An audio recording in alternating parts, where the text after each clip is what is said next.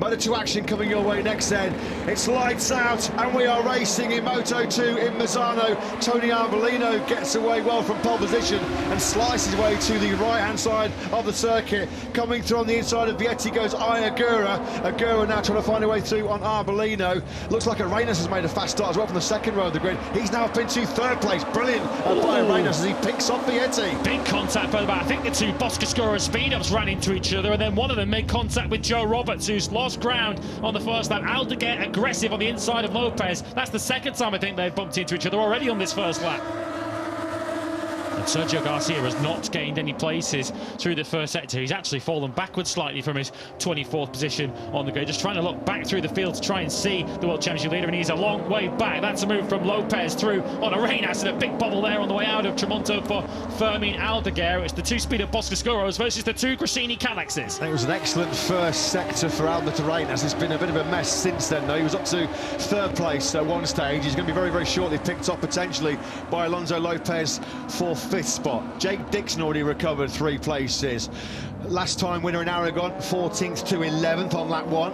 Yeah, still no sign of Sergio Garcia in the top 24 on our screen, so he's still lower than he was when he started this race, so a long way from any potential point as we look at this battle once again between Speed Up and Gresini, and Alonso Lopez does not complete the first lap. He's decked it in the Mazzano corner, and that Alonso Lopez, how damaging could that be for his world title aspirations as Canet fires on the inside of Vietti on that aggressive change direction between turns 1 and 2. But at the end of that first lap then, Alonso Lopez, the 2022 Mazzano winner, no more glory for him here, and huge for his world championship, crashing on lap 1.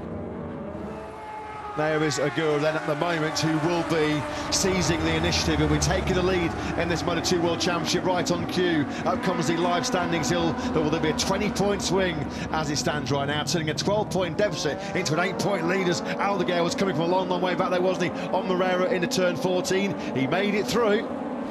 Garcia's in 21st place now. Points not out of the question yet for him. This was the overtake of Canet going through on Ogura. Canet now up into that second place, and Ogura just surely is thinking a podium today will do me absolutely fine, given that all of my big championship rivals are a long way behind me. Is Aldeguer going to pick up the better drive grip and just ease alongside Arenas on the brakes into the first corner? Is he going to be close enough? He's under attack himself though here from Moreira. In fact, this is the move coming from Moreira. Oh, they leaned on each other, didn't they, coming through that right-hander into turn 1. Well, Fermin Aldeguer has already found out in the last 7 days that if you take too many liberties with a rookie in Moto2, you might not come out too well, as he now just loses patience, I think, and just dives on the inside of Albert Arenas. And is he going to make it stick? He is going to make it stick. So after nearly losing 7th place, Fermin Aldeguer now takes 6th place. Problem Garcia's going to have is from running in all this traffic, he's losing touch with the riders who are up in the points positions. He's 3 seconds away from Denis Onchu, who's in 15th place. Garcia might well need a little bit of attrition in the second half of this race to close it on the points. How close was that? Canet almost charging into the back of Arbolino into first corner, and on the inside line now he has taken the lead. Well, this was coming. He was building for that manoeuvre because he just hunted down Arbolino very, very quickly. An advantage that did not seem that long ago, nearly 3/4 of a second, evaporated so quickly. And Aaron Canet says, okay, if the pace is that, well, not saying slow, but I feel like I've got much more potential than Tony Arbolino. And Canet decides to pick up the baton. He leads here in Mazzano. Does Canet feel then, having sat behind Tony Arbolino for the first 8 or 9 laps of this Grand Prix? Okay, if that's his pace, time to up it and see what he's got. Canet then it is now that leads.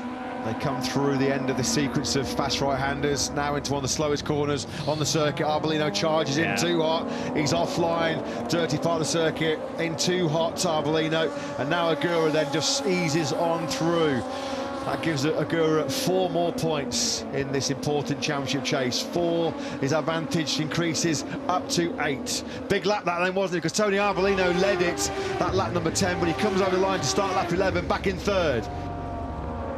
Garcia is now past both American racing riders on this lap. He's also through Ramirez, and he's now straight through on Iimu Sasaki. So 0 points becomes 1, becomes 2, now becomes 3 World Championship points for the number 3 Sergio Garcia.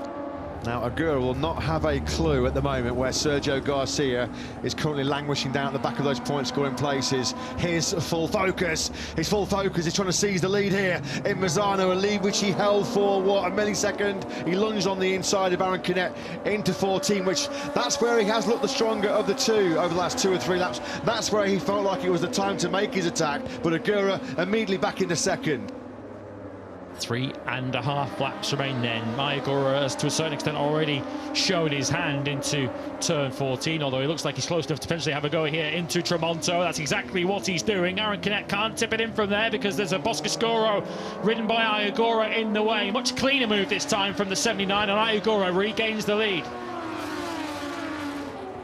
Oh, Vietti, Celestino Vietti, when he was going all in for the win in front of his home crowd, and he has blown it late on here. Vietti crashes out and looked like it was turn 15.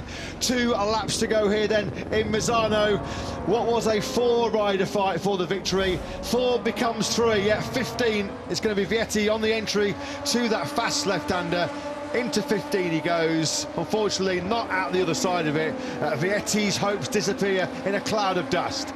Your Misano Moto2 winner is Ogura. He takes the checkered flag, 6/10 clear of Aaron Canet, who settles for second place. Tony Arbolino from his first Moto2 pole position takes third place in front of his home crowd. Sergio Garcia does muscle his way through from 24th place on the grid to 12th spot. Damage limitation, but we have a change at the top of the Moto2 World Championship. Ogura, with a superb victory here then in San Marino, is your new Moto2 World Championship leader.